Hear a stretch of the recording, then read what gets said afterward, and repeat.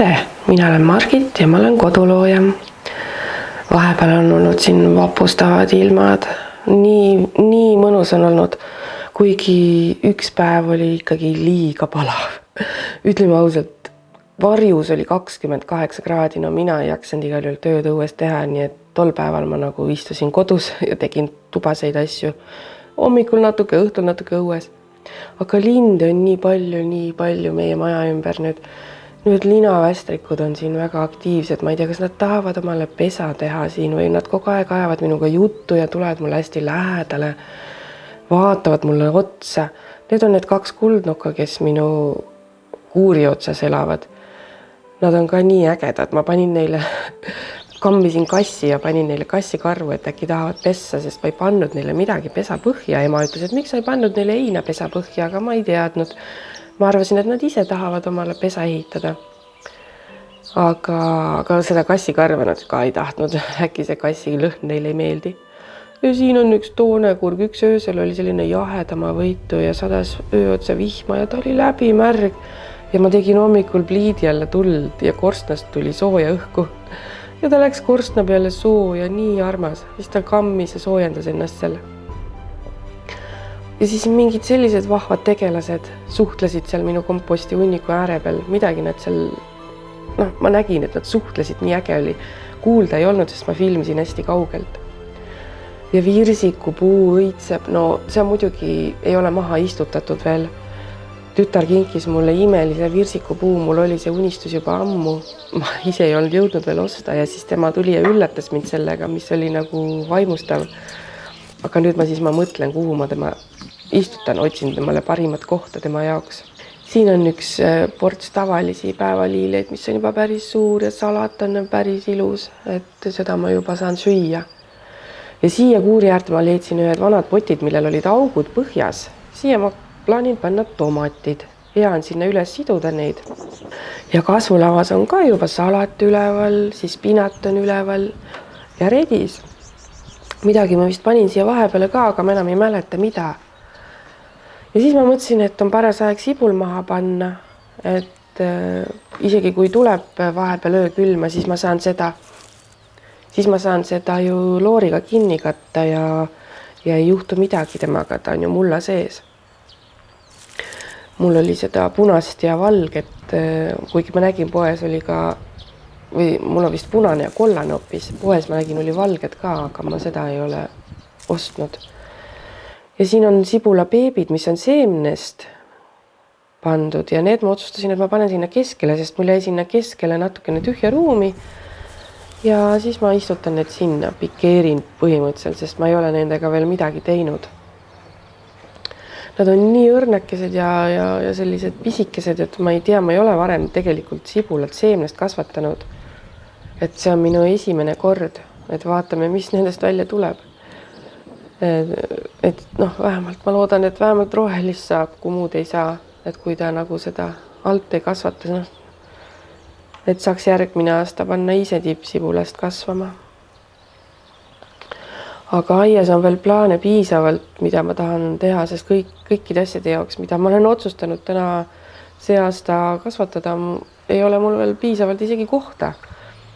Siin on üks projekt, mille ma tegin ära ühel ilusal päeval. Otsusin, et ma sinna nendesse laiadesse peenardesse panen nagu ühte otsa kurgid. Aga nemad tahavad ju ronida ja ma ei taha, et nad nagu mööda muru laiali lähevad ja üle ääre ennast ajavad seal. Ja siis ma leidsin just sellised parajad liistud. Ja nendest tegin siis sellised redelid. Et saavad siis, mõtlesin, et ma panen nagu kummagile redeli poole, panen siis mõne kurgi taime ja siis nad saavad siis üles ronida ja keskel kokku saada, et selline vahva redel.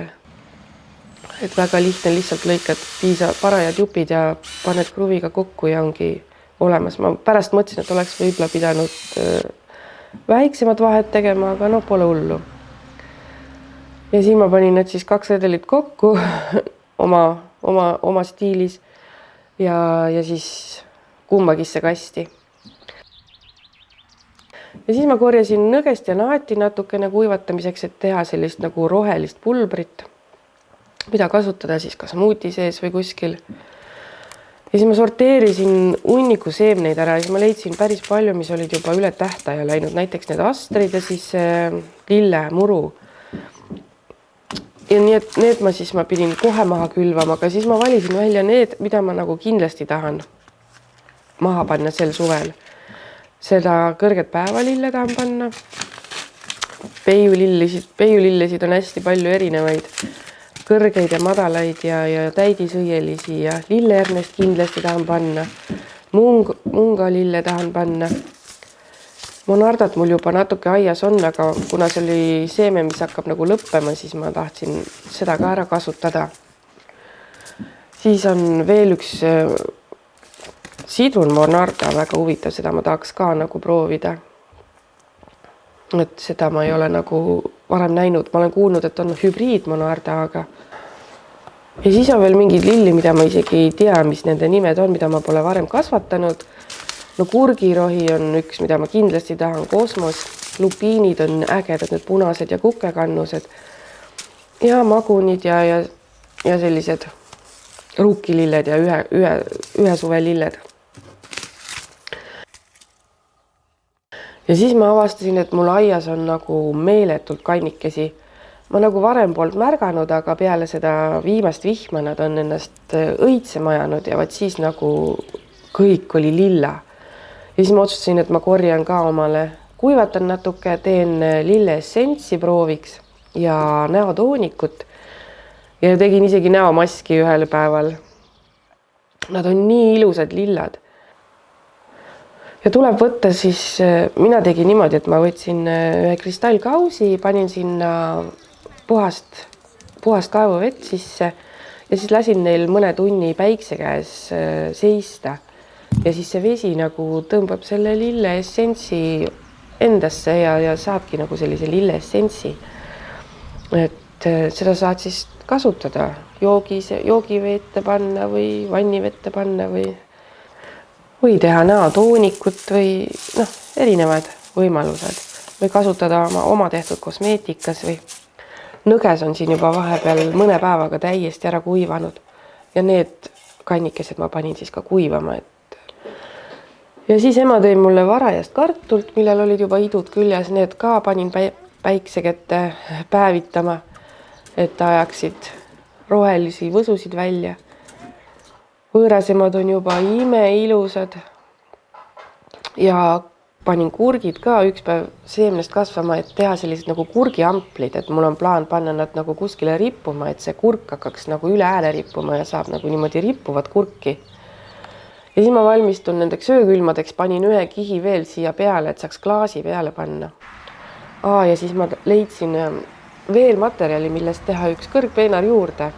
Mul on tegelikult vaja kohta juurde, kuhu panna need kartulid ja kuhu panna ernest, et mul nagu ei olegi veel kõigeks kohta. Ja siis ma leidsin pöönikult veel selliseid kaste, millest ma tegin ka vaata kirstu oma magamistuppa. Ja siis on sellised nagu voodi otsad või uksepõsed.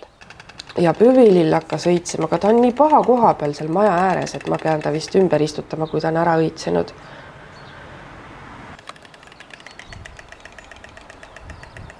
Kuured ikka laksutavad mul siin akna taga.